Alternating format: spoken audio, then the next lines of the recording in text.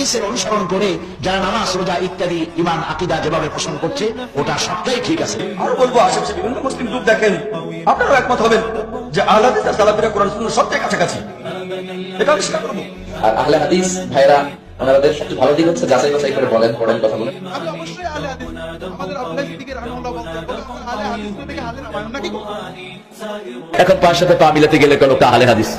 আরে ভাই আমরা সবাই আহলে হাদিস, সবই নাম আহলে হাদিস, একজনই নাম হাদিসের বাইরে ছিলেন না, ঠিক কিনা? আপনি কেন আলাদা হতে চান, নিজেকে কেন আলাদা করবেন আপনি? যে আহলে হাদিসের দাওয়াত কোনো সুনির্দিষ্ট মাযহাব নেই, অর্থাৎ কোন মাযহাবকে অনুসরণ করেন। আমাদের ইসলাম ধর্মের যে চারটা প্রধান মাযহাব রয়েছে, হানাফি, মালিকি, শাফিঈ এবং হাম্বলি। এই চার মাযহাবের বাইরে যাদের সরাসরি কোরআন হাদিস থেকে ওনাদের বক্তব্যগুলোকে কালেক্ট করে তারপর আহলে হাদিস। সেই আকীদা যে আকীদা সালাফে সালেহিন লালন করতেন, ধারণ করতেন, সাহাবায়ে কেরাম, তাবিঈনরা যে আকীদা বিশ্বাস ধারণ করতেন সেটাই হলো কি সালাফি আকীদা। যে আকীদা কোরআন এবং সুন্নাহর উপর নির্ভরশীল, যে আকীদায় কোনো নিজস্ব যুক্তি বা কোনো দর্শন দিয়ে যে আকীদা প্রমাণিত নয়, যে আকীদা কোরআন সুন্নাহ দ্বারা সরাসরি প্রমাণিত। আহলে হাদিস যারা এদেরকে বলেছেন ভাইরা আর আলোচনা বলতে আমার অংশ। আহলে হাদিস এক জায়গায় সফল, এদের শ্রোতারা এদের মাহফিলে যায় হাদিস কোরআন শুনতে, এদিক দ্বারা সফল যাই কোক, কিন্তু এরা বাইরে যাবে না সফল। আমরা এই জায়গায় ব্যর্থ।